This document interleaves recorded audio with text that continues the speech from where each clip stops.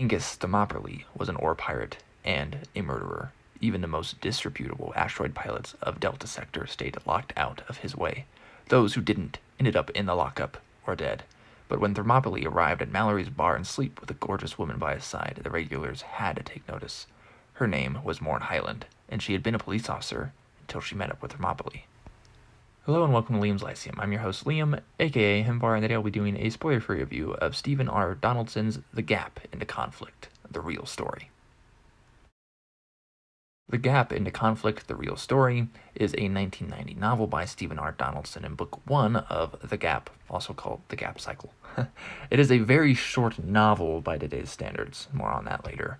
It starts on a mining station. It's highly contemptible but generally unsuccessful pirate Angus Thermopylae, who then comes into a bar with Morn Highland, the beautiful daughter of a rich family. Why would she be with him? Everyone is confused. The dashing Nick Sicorzo confronts Angus and rescues the woman. The narrator tells us an iconic tale you've heard before, but that's not the real story. The rest of the book unveils the truth, right? The real story. There is a gap sickness that brings what we call a normal person to sudden undesired traits, such as being murderous. It's almost the pain of Scanners Live in Vain by Cordwainer Smith, but not 100% guaranteed. It's kind of random.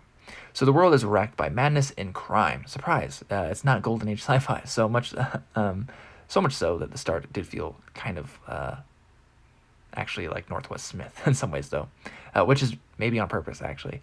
Morn Highland is an ensign with the United Mining Company's police. On her first mission aboard the Star Master, the ship pursues the pirate vessel of Angus, the Bright Beauty. Nick is not as good a guy as he seems at first. No knight in shining armor, truly.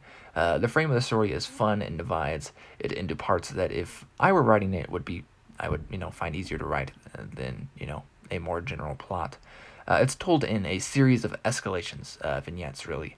The bar patrons are figuring out the story, and in each revelation there is still a question or two that needs to be answered, but Angus is essentially the main character. And he's the villain, in a normal sense, but his character changes throughout. We get much time in his twisted mind that feels scarily realistic. It's rather dark. The characters are interesting and have been described as dark and gritty. I've seen a comparison to A Song of Ice and Fire, just, sci-fi instead.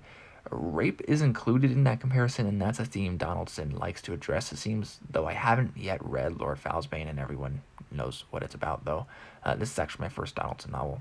This does get very dark, though, and it looks at the rage and dark areas of the mind. It includes sexual torture and disfigurement that should be disgusting to every reader. I quite enjoyed the short little ride and appreciate Donaldson's keeping it interesting. It simultaneously feels somewhat like a Western, the low-law levels of space, and also something like being told, a story being told around a campfire by more than one person, each making the story, taking it different places and making it more in-depth. The first chapter is the whole story, but it just gets more nuanced throughout the rest of it, so I like that shtick, essentially, especially in the shifting roles of our three archetypes, and these aren't static characters, right? And these characters switch these archetypes throughout the story. And while this is a story that stands alone, it's obviously just the beginning, and I'm interested in continuing with book 2.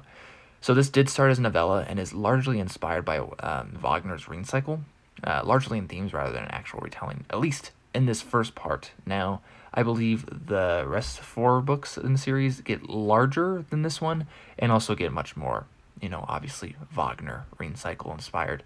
But overall, I did really enjoy this one. I just happened to be in the middle of a bunch of other sci-fi series, so I kind of decided to continue with those since I was further along in those already.